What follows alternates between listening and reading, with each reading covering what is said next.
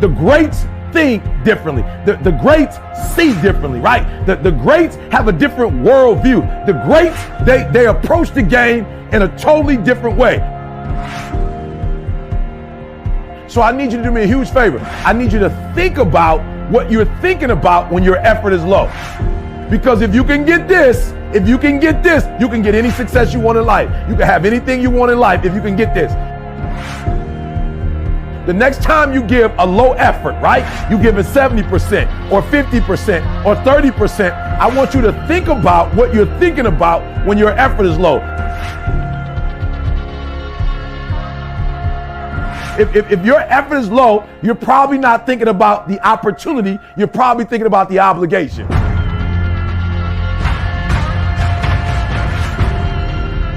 And when you think about ET, how you stay pumped up. ET's how you stay on fire. ET, how you always driven. Even in the midst of trials and tribulations, even in the midst of your haters, when people try to break you and tear you down. ET, how you stay strong.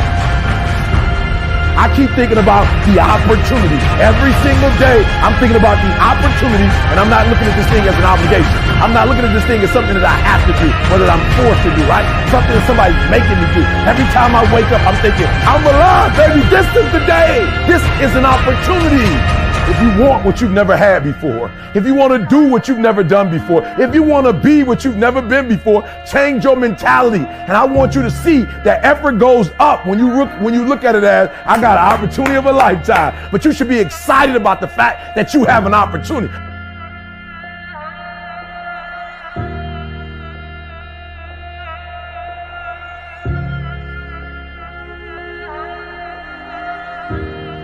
Let me tell you something you already know. The world ain't all sunshine and rainbows.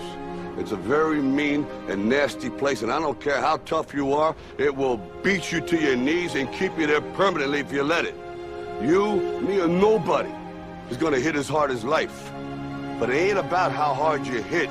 It's about how hard you can get hit and keep moving forward. How much you can take and keep moving forward.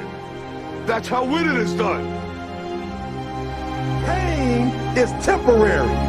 It may last for a minute, or an hour, or a day, or even a year. But eventually, it will subside, and something else will take its place. Well, I think the one thing that discipline definitely does help you with is it helps you get things done. And when you get things done, when you actually do things, you have more success. If you have more success, and sometimes a big part of success is just not being fucking lazy and just doing it. Yeah. That's like 90% of it is just showing up.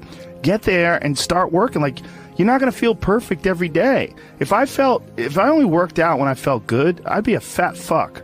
Because there's a lot of days I don't want to do it. It's pretty much the same with everybody that actually gets good at something. There's got to be those days you push through. And they're probably going to be more numerous than the days you don't. And so the benefit of discipline in my eyes has always been that through discipline, I get things done. Yeah. I always say that I'm like the most lazy, disciplined person I know because I don't want to do it. Yeah. But I always do.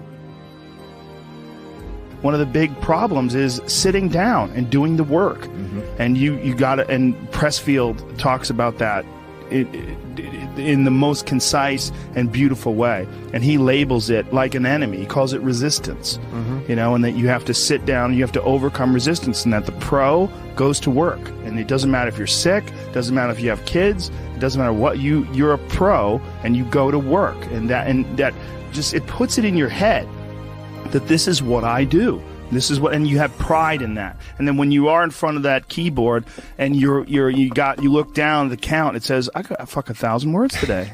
You're doing the work. Yeah. And out of that work, gems blossom. Yep. Little things, but you might have a day where you just write nothing but dog shit. So what? Show up again tomorrow. And tomorrow out of that dog shit, a flower will emerge.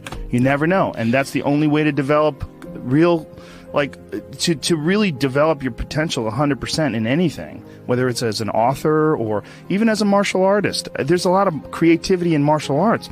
To be a great striker, you have to be creative because you have to develop patterns or execute patterns that aren't going to be perceived. this idea that life is hard, something you're supposed to shield from them, it's so silly. And, you know, I've had this conversation with my friends because everybody that I know that's interesting had a fucked up life.